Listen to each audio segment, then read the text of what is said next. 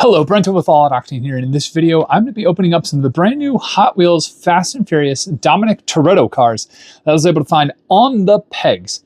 So I was thankfully able to find all 5 of these cars on the pegs. This is a 5-car set.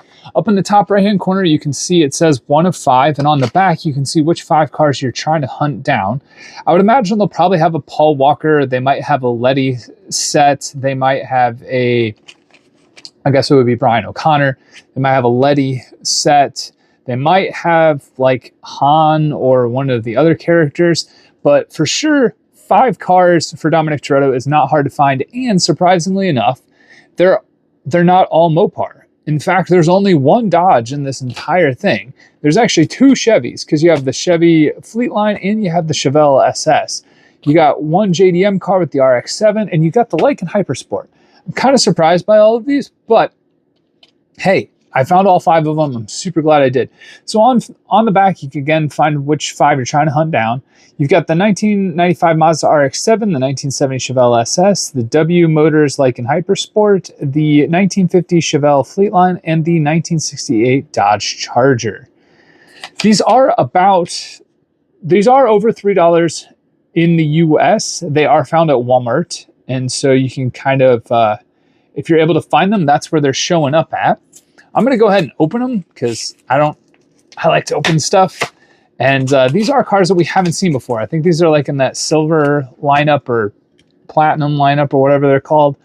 So a little bit more expensive than your basic mainline car, but hopefully should have more tampo work. And in this case, it does. Take a look at that front tampo work. That's awesome. The splitter is a little bit different of a color, but that's not too big of a deal. On the rear, we've got the tail lights here. Pretty good. And I do believe it is a red car in the movie, so it fits quite well. You can see it's got a clear windshield, which is nice as well.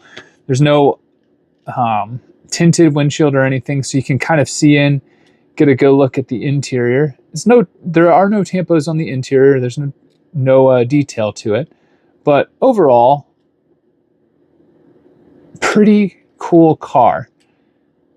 Decent wheel choice. I think these silver lineup cars are getting some newer wheels that we haven't seen, or maybe we won't see in the main line because that's designated for this. Next up, we've got the 1970 Chevelle SS.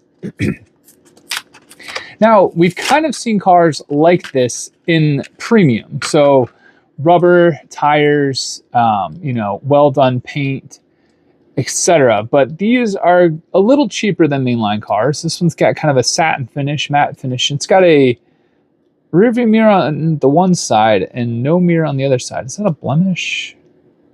Kind of looks like a blemish. Awkward mirror placement. I don't know if I like that. But take a look at the front. That's some great tampo work up there. Spectacular tampo work up there. Great tampo work in the rear as well. We've got a license plate on this thing as well. Tail lights. Chevelle on the hood. Yeah, pretty decent car. I'm a fan. And decent rim choice, wheel choice. No big back tires on this thing, just all skinnies, but it is metal on metal. So keep that in mind. This one, metal on metal. Next up, we've got the W Motors Lykan Hypersport in red, which is pretty much the most famous iconic color. I don't know if they had it in others. This one feels almost exactly like the premium version, except just no rubber tires. It's definitely heavy, metal on metal. Tampo work, fantastic up front. Good side skirts. Well, I'm sorry, not side skirts, but like the side venting. It's got the W Motors logo, the Lykan logo. Really pretty good tampo work in the rear as well. Decent wheel choice. Not too bad. I like these wheels because it does look like they have brakes in there. That's one of the cool effects that these rims bring, or these kind of wheels bring. So they look like they have brakes, which is pretty cool. Nice car. Again, very, very close to the premium. This thing is pretty sweet. It's 1950 Chevy Fleetline. I'm trying to remember. I think was this 9? Was this a 9? I have not seen the Fast and Furious movies in so long.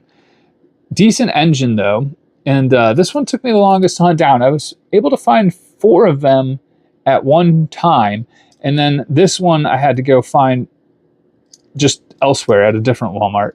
Thankfully, I was able to find it. This thing's pretty sweet though. It's got a lot of patina look to it.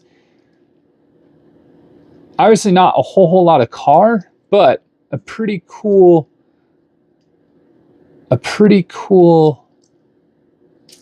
vehicle nonetheless. I mean, and it's already kind of done up for you if you're into patina work. That's a simple car. Last up is the 1968 Dodge Charger.